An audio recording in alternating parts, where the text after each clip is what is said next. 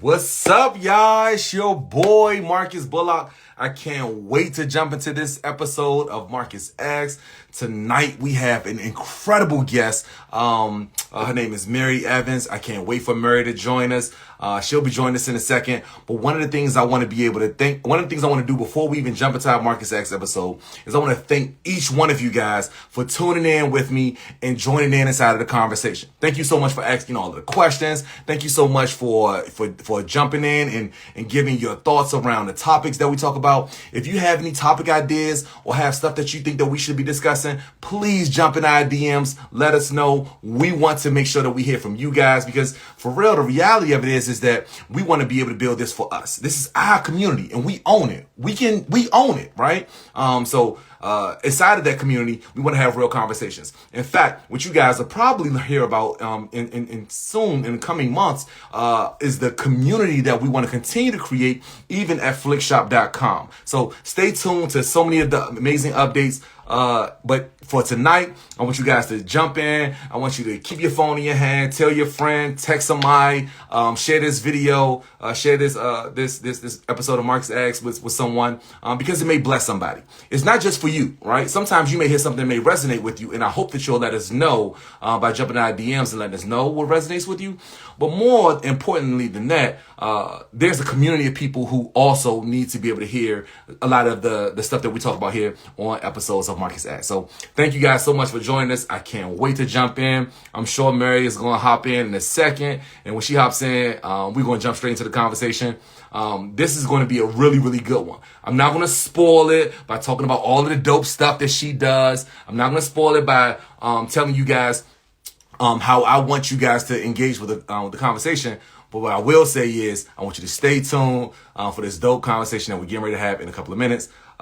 So shout out to you guys. Make sure, again, jump in the comments. If you hear something or you want to ask a question, you want me to ask a question, or you want Mary to hear about it, please make sure that you guys jump in the comments and let us know what's good. I'm super excited to be able to hear. What's up, y'all? Let me scroll down and see who's in here. I'm excited to holler at everybody that's in this joint. Y'all are dope. This community is amazing. Mary has joined the live stream. Okay, Songbird. That's my homie Jess. I'm super excited. As soon as Mary hits the request to join live button, I'll accept her in, and then we'll jump right into the conversation. But once that happens, until that happens, you guys have me for a bit. Well, also one of the things while I have you guys, one of the other things I probably should do, because we received a ton of contributions to our Flickshop Angels project, where we give away free Flickshop credits to our families who otherwise, doesn't want to either purchase or can't purchase, or, just have other things going on in their lives where they can't afford to purchase Flickshop credits to send pictures, postcards to their incarcerated loved ones. So our Flickshop Angels, they're the ones that make that happen for us. You all purchase Flickshop credits and we give them away to families completely for free. So thank you to everyone who subscribes to our Flickshop Angels project, because the reality of it is that if I'm being honest, I really want to help democratize communications in prison. When I was in prison, staying in contact with my mom, my uncles, aunts, sisters, cousins, friends, it was expensive, right? It was not only just the phone calls, and obviously they spent the bag trying to come and visit me, all of the things, but even like me writing them and them writing me back, like it's all of it costs, right? So if our community can help absorb some of that cost for our family members, I'm super pumped about it. So thank you so much to all of our Flickshop Angels. I'm grateful for you all. You guys are incredible. Thank you so much for being angels. Tez Riley. Hey, what's up, y'all? Oh, Mary says she's here. All right, Mary, if you can go ahead and click the join the live. All right, cool. Oh, she clicked it. She clicked it. She about to go live with us, y'all. Wait, y'all better jump in the comments too. I need to see what you guys, how you guys feel about this kind of conversation. So thank you so much to Mary. Hey, There she is. how are you? I'm good. How are you? I'm excited to be here. I was talking to Jess. I couldn't find the request to join on my laptop, so I'm coming through on the phone, but hopefully everyone can hear me. Everyone can hear you very, very clear. Thank you so much for joining. For folks who haven't done an IG live before, and if it's their first time, it sometimes can be a little tricky. So I appreciate you rumbling through, pushing through to get here to chop it up with me this evening. No worries. No worries. So Mary, look, I'm going to jump in. A lot of the folks, they hear from me all the time. I'm not going to spend a bunch of time, talking about me or flick shop or what we do. I'm grateful that you are coming in and joining us and having a really meaningful conversation. But I would love for you to take a minute or two. Instead of me introducing you, because I have your bio, I read all about you, you're like incredible, you crushing it out there in Ohio. I would love for our community to hear directly from you. Would you take a second to introduce yourself?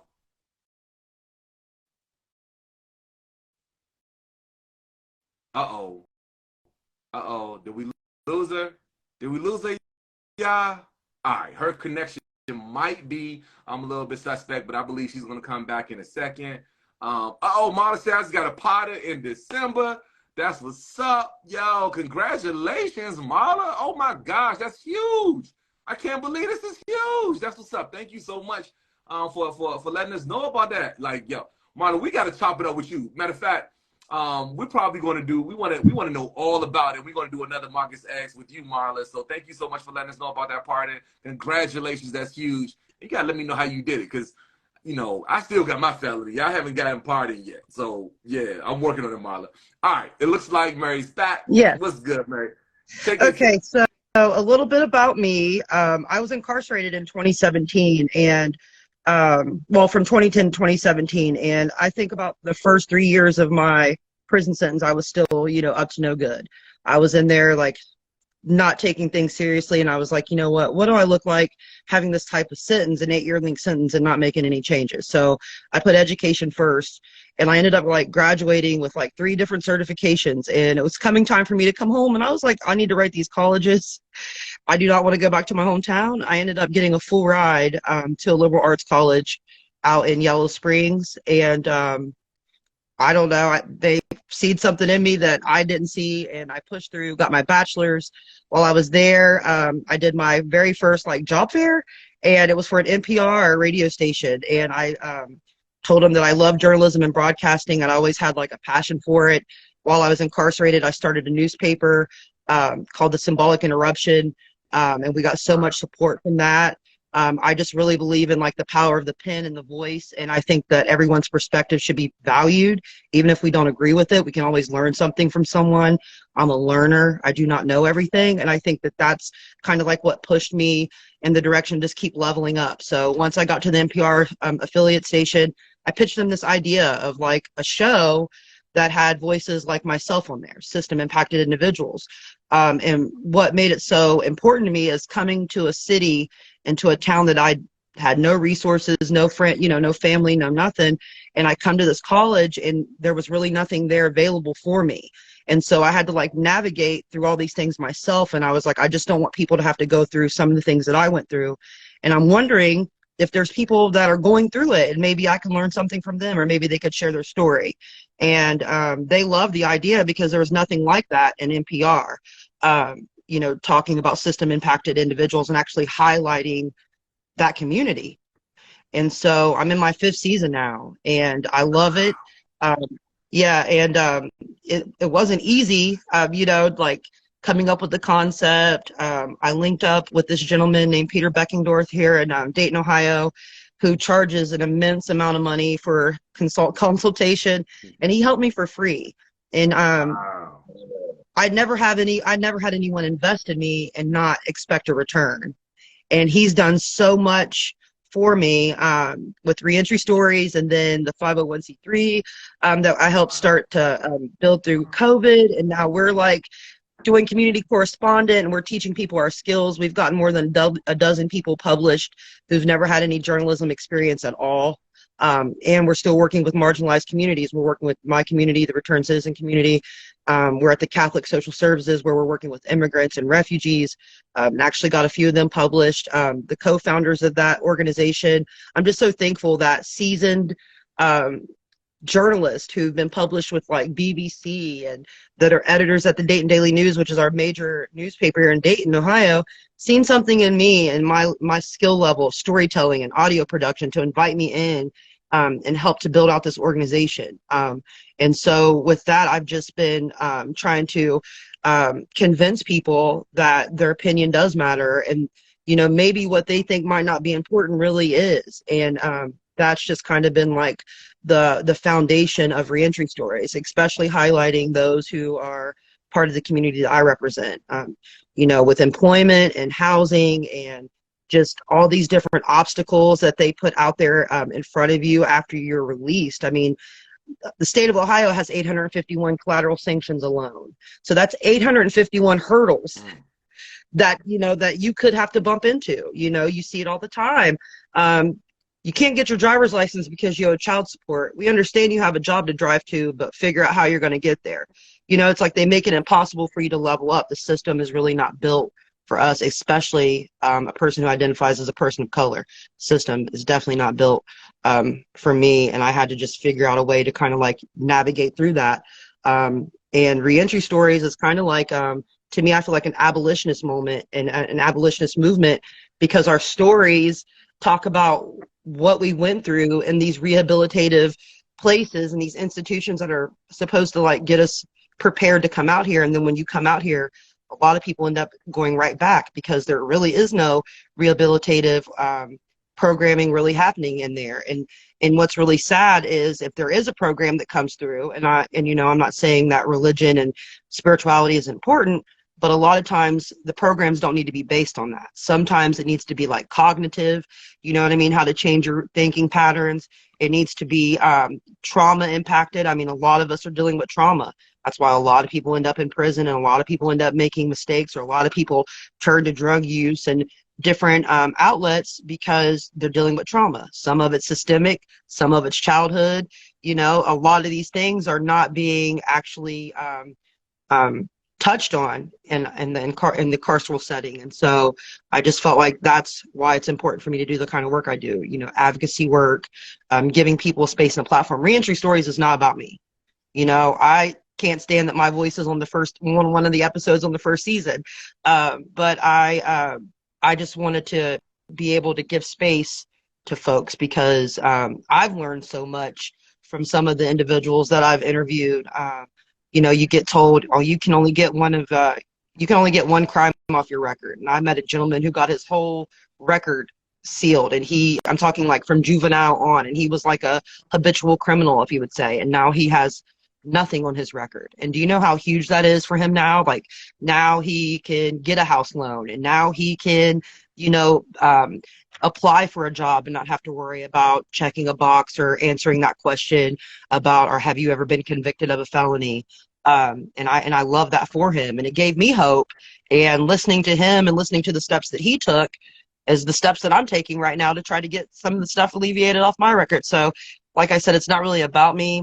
It's about the people that are in my community, and I've learned a whole bunch from them, more than I probably paid for educationally wise. You know what I mean? So yeah, for sure. Nah, I love this. Thank you so much. That was a lot. I'm gonna try to remember. There's a lot for me to try to unpackage there. So I'm gonna try to, I'm gonna try to jump into a lot of this stuff here. I'm gonna try to digest a lot of it. So you guys heard a little bit about, you guys heard a lot of from Mary about who she is and what it means to her. And with the project that she's working on specifically around Reentry Stories. I'm gonna get to that in a second.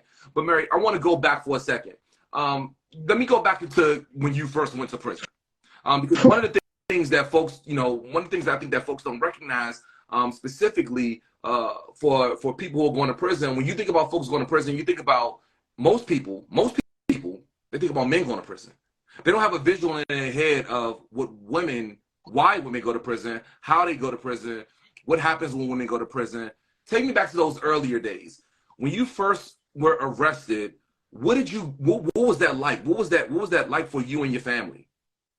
Well, every day, I knew the consequences of the decisions I was making being in the streets. So when I finally was incarcerated, in a way, I was happy because I was tired.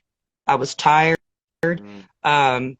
a lot of the reasons why I was doing the things I was doing is because I felt like I had to carry my family because of the addictions that my mother was battling.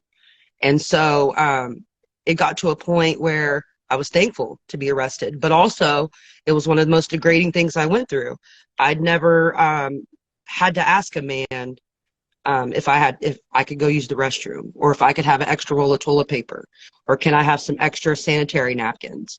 Um, Very, very inhumane feeling, and feeling like, no matter how much I tried to change myself, the perspective of who I am to these individuals who are guarding me or providing security in this space didn't matter. I was just a number. And that was probably one of the lowest points of my life, feeling like I didn't even matter. I mean, that's kind of Yeah. like what it was for Did me. you? Oh, I'm sorry. Did you have a family that was around you when you went to prison? Like, was your family? Were you close to your family? And like, how did that impact all of the other people that were surrounding you? It impacted people very badly. I mean, my mother essentially lost housing because no one was paying the bills, so she ends up in Section 8. My kids had never experienced that kind of lifestyle before. Depending on someone who's battling addiction is not someone that you can really depend on when you're inside there. So to say that I really had support, not very much. I mean, I did 7 years, and I can count on one hand how many times my children got to come and visit me. How So old were your children when you went in? um oh gosh, I got to do the math. So Jabin, my oldest, was like 10. My middle son was like 5, and my daughter was 2. So they were old enough to understand what was happening with mom. Yeah, for sure, for sure. How did that make you feel as a mom? And then Oh, specifically, what I want you to do is, because their moms on this live, and when we publish this, when we post this on YouTube, there are going to be a ton of moms that's going to be watching this. How does that make you feel as a mom when you go to prison? And what advice do you have for other moms? I mean, if I could go back, I would be living the life that I do now. Instead of hustling drugs in the street, I'd be hustling these jobs like I do, you know?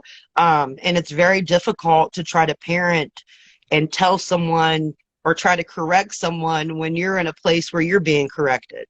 Um, so for me to try to tell my son, you need to listen, you need to do this, was kind of like beating a dead horse, you know what I mean? Because what I got back was, who are you to tell me what I need to be doing? Look where you're at. And I mean, it wasn't easy. It was really, really hard to be a mother inside there, especially with like limited contact. And then, God forbid, something crazy was going on inside there and you couldn't use the phones, or they mess with your mail, and, all these different things that like happen and go on when you're incarcerated. I mean, to say that I was a parent when I was incarcerated, no. I mean, to say I was a mother before I went is hard. I mean, I thought providing financially and making sure my kids had everything was being a parent, and actually being there for them and being visible is being a parent, not just, providing monetary support, or, all these little different tangible items that they might want. That's not being a parent. So, yeah. Yeah. This is interesting. Thank you so much for being so transparent and sharing that with us, right? Like, one of the things I think that is important, you talked about it earlier, right? Like, hearing the stories of others and the power of it all, it can be motivating for someone to say, you know what, I'm going to continue to keep pushing.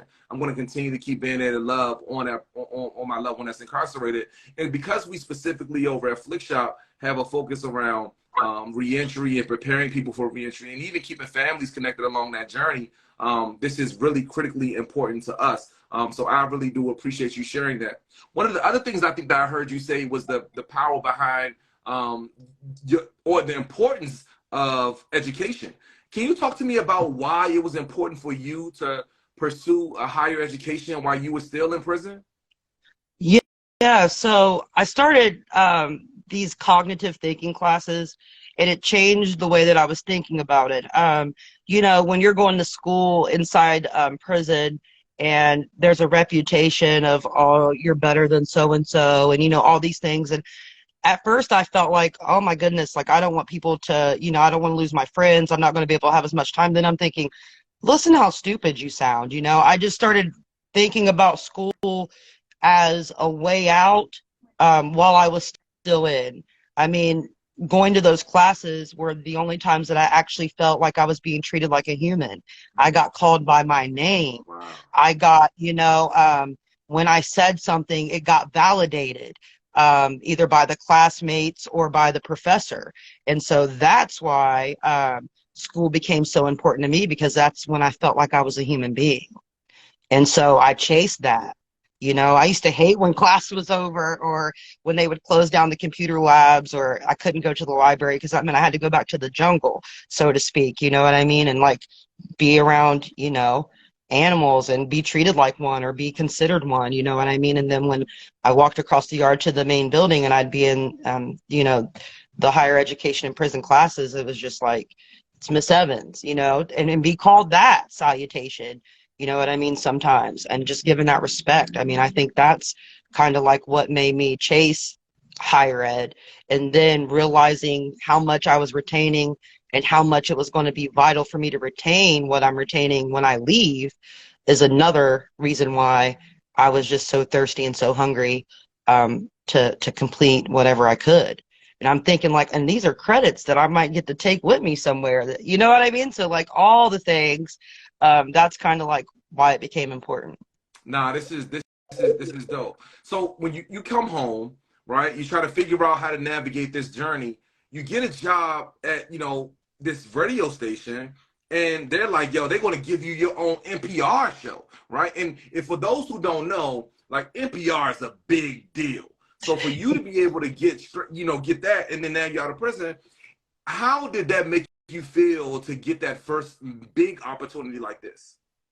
It made me feel like there was more to come, if someone, and then another thing that I realized too is that I wasn't the one driving the car, because every time I try to control a situation or try to level up, jail, prison, something like that was always the end result. And so just really stepping out on my faith and just like being more vocal. I've always been kind of like an introvert, even while I was in the streets. You know what I mean? I'd let people run over top of me. My mom would be like, I don't even know why you're out here doing what you're doing. You know what I mean? Like half the time I'm just, a pushover. But I think what happened at NPR, the NPR affiliate, was I actually had a chance to be seen, but I wasn't going to be seen. And so hearing and knowing that people were going to get to hear this, like on their way home in the car. And what was a blessing is my show gets to play during All Things Considered.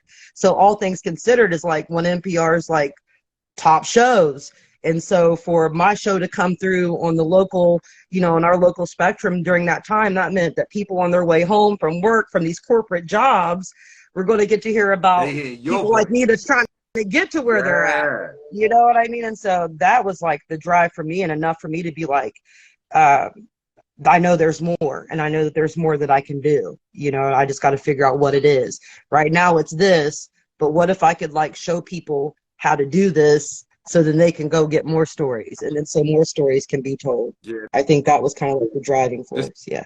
This is awesome. One of the things I think that, I think is important, right? Like I'm listening to you, I'm like, yo, this is dope. Like I'm wondering how can we copy and paste you, right, into a lot of the folks that are coming out of the cells, right? And I think that one of the things that I think is important to also highlight is the power behind people like I think you said his name was Peter. Yeah. Peter was the plug, right? And I think about like how folks like Peter sometimes are there to kick in a door for someone else to be able to open up an opportunity and give access.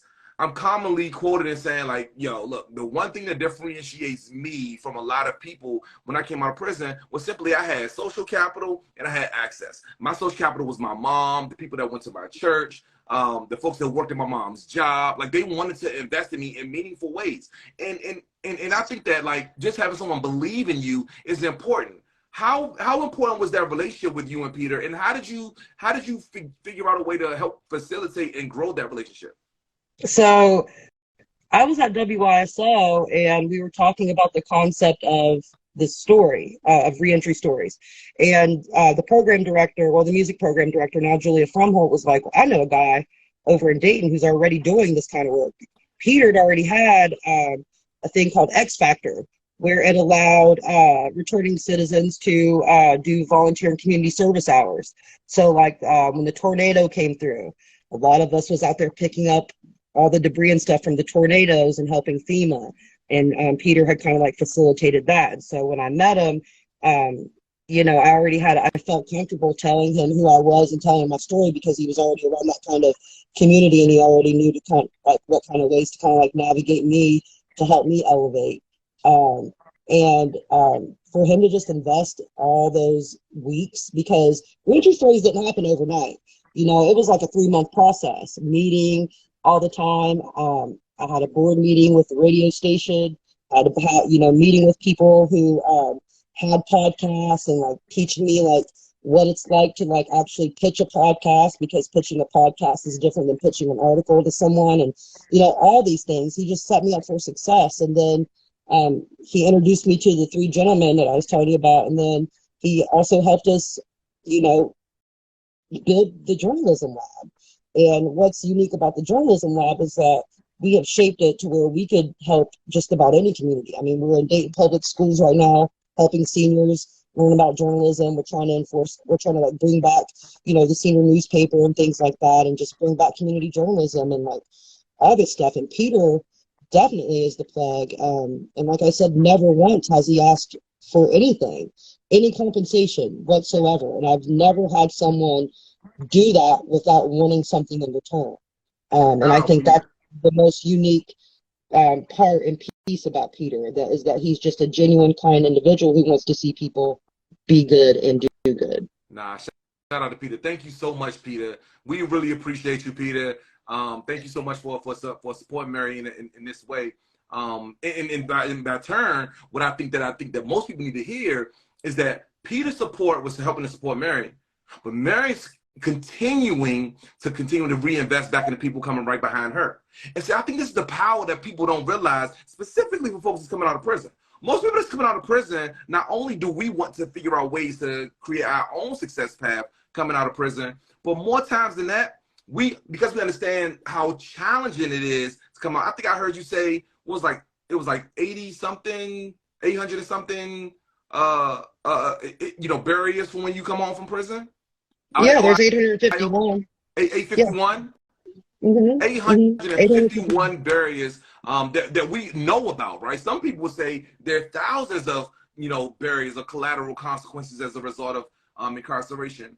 But there are people who invest in folks and saying like, yo, look, if I invest in Mary's going to help create a road or a pathway for somebody coming out for her, after her, and there's power in that. So I'm super grateful for you for that.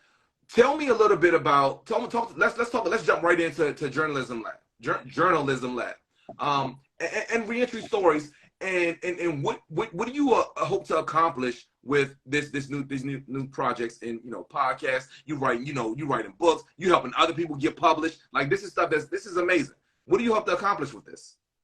I just want to show people that journalism is a career pathway. We always get pushed into factory work or administrative positions or fast food and all these different things, and you can actually, Stephen Starr, who's one of the co-founders of the Journalism Lab, is sustainable just off of being a journalist alone. He writes for National Geographic Travel, BBC News, all these different entities, and it's like, and he's someone who had to adjust coming to America. He's not originally from here, he's from Ireland. And so, you know what I mean? In a way, him and I kind of connected that way, because I still feel like, I'm still adjusting and transitioning from returning home, being in prison for 7 years, just accepting freedom and transition doesn't happen overnight. And so like my hopes with the Journalism Lab is to share the skills that I've retained as far as audio and storytelling, and help someone else create a podcast or get interested in storytelling in a capacity where they could pitch it and be sustainable. I mean, that's what it is for me. It's about sustainability and inclusion, because there's not very many people of color, marginalized people that are in broadcasting and journalism.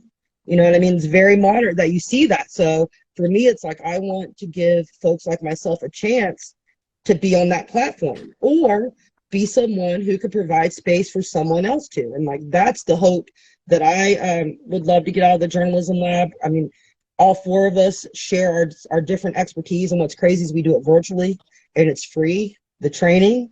And then you have access to us at, you know, all the time. We work strictly off of grant money. So like the grants that we get is what helps us to pay for the Zoom subscription and do all this stuff so people can come for free and learn these skills. And we've had people that's came through 2 and 3 times. And then finally, after the 3rd or 4th time they've came through, they're like, okay, I think I got an article. And then they get published and they're like, oh, you know, now that's what they want to do. And I mean, and that's what it's really about. I mean, how can you have community if you're not willing to share with community what you got to help your community be better?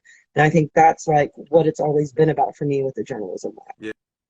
Yeah, nah, this is dope. All right, so look, we need some advice from you now, right? And we also, our family members need your advice to be able to give to their folks when they press 0 or 1 or 5, whatever the digits you gotta press to accept the collect call, or when you go visit someone, or when you sending them, you know, a letter, or you sending them a flick shop postcard.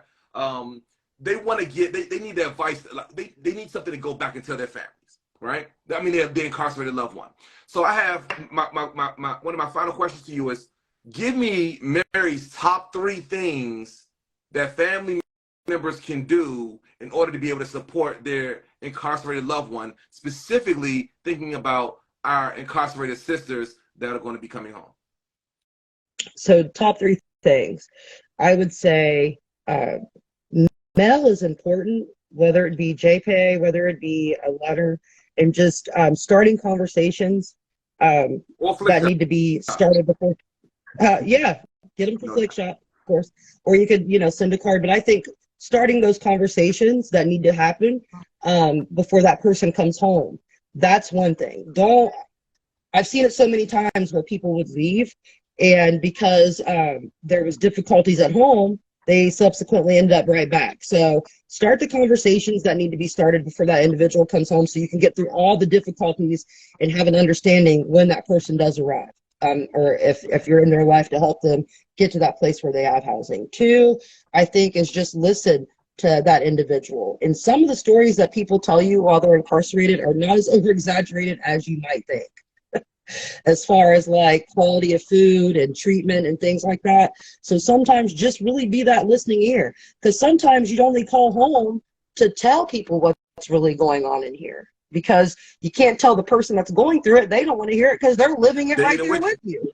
Yeah.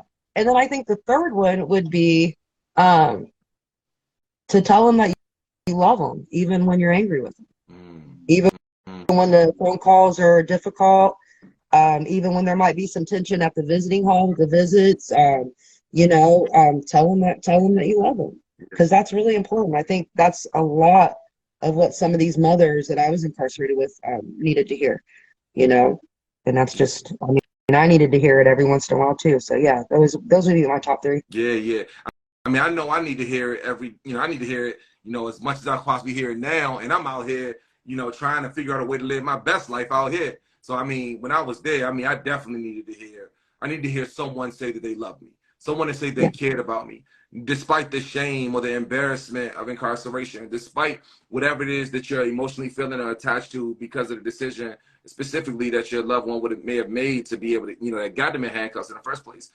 We all need to hear it. We all need to hear it. We all need to feel it. So I'm grateful for that. Mary, before I let you go, tell me what's next for you. What's next for me? Well, of course, I'm on this Second Chance Pell Grant mission. I'm really wanting the Department of Education to hold higher education and prison institutions accountable. Let's stop overpackaging people and let them actually come out of there with some Pell Grant funding so they can further their education. So I've been like riding that wave, of course, and I'm working at the Alliance for Higher Education in Prison as a project coordinator, which has really been one of the most amazing gigs I've had since Reentry Stories.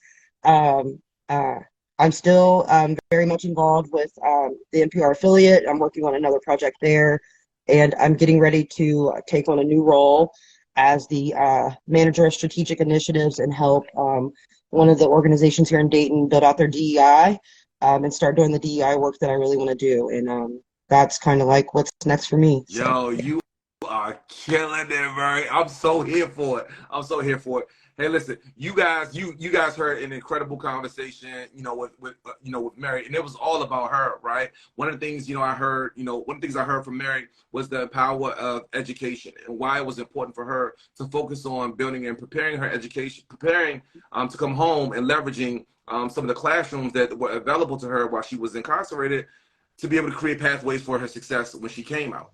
One of the things that I think that you also heard from her was the power behind exposing someone to a different occupational path, right? I mean, she talked about the folks that are typically relegated to having to take specific kind of sort of jobs in very specific industries, either whether it be service industries or retail industries, when they come home. But there are other opportunities for people to come home from out of prison, and I think that this is a great one that Mary is challenging us all to be able to find ways to create pathways there, and that's inside of journalism and in media.